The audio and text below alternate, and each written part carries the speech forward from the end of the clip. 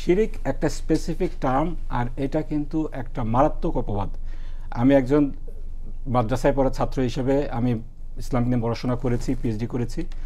আমি বলছি যেটা এইটা এত বড় একটা কথা।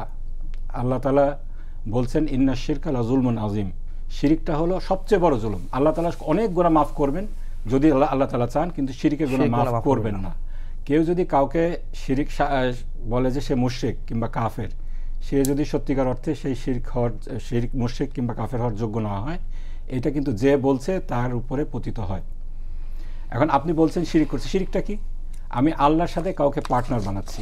আমি যদি বলি আপনি ভোটটা যদি আমানতদারিতার সাথে ভোটের যে আপনাকে ম্যান্ডেট দেওয়া হয়েছে, ভোটাধিকারটা সে আল্লাহকে জবাবদিহি করার অনুভূতি নিয়ে ভোট প্রদান না করেন, তাহলে আল্লাহর কাছে আপনাকে জবাবদিহি করতে হবে।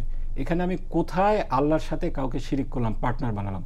আমি কি উনি কিন্তু ব্যাখ্যা করেছেন, কি ব্যাখ্যা করেছেন? বলেছিলেন যে আসলে যে জান্নাত বা দোজখ বেহেশত যেটাই হোক না কেন, সে সম্পূর্ণ তার মালিক হচ্ছেন আল্লাহ। অবশ্যই তার যে জিনিসটা সেটা হচ্ছে তার, সেটা আমাদের কারণ না। ওনার ব্যাখ্যা হচ্ছে এটা। এবং যদি বিক্রি করতে যান বা টিকিট দিতে যান, টিকিট তো দিবেন হচ্ছে আল্লাহ, আপনি দেওয়ার কে? আমারটা ব্যাখ্যাটা হচ্ছে এরকম। টিকিট এটা আপনারা এটা যেটা করছে বিএনপি, সেটা হলো যে আমরা যে ব্যাখ্যাটা দিচ্ছি ভোটারদেরকে, যেটা বলছি যে আপনি ধর্মীয় অনুভূতিকে মাথায় রেখে, যেহেতু আপনি একজন মুসলিম, আপনাকে আল্লাহর কাছে জবাবদিহি করতে হবে।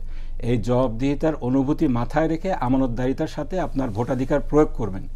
এটার মানে তো জান্নাতের টিকিট বিক্রি করা না। আমি তো আমার ভোটারদেরকে এই কথাও বলি, আপনি যদি মনে করেন জামাতের প্রার্থী সৎ এবং যোগ্য, শুধুমাত্র তখনই জামাতের প্রার্থীকে ভোট দিবেন। জামাতের প্রার্থীকে যদি আপনি মনে করেন অযোগ্য এবং অসৎ, তাকে ভোট দিবেন না। এখন আমরা যখন বলি চাঁদাবাজকে ভোট দিবেন না, দুর্নীতিবাজকে ভোট দিবেন না, তখন এটা যদি বিএনপি নিজেদের ঘাড়ে নিয়ে নেয় আর বলে আমরা জান্নাতের টিকিট বিক্রি করছি, এটা দুঃখজনক। কিন্তু ধর্মীয় অনুভূতিকে মাথায় রেখে ভোট দিতে বলার কথা বললে এটা শিরিক হয়, কোন দৃষ্টিতে হয় এটা আমার মাথায় ঢোকে না।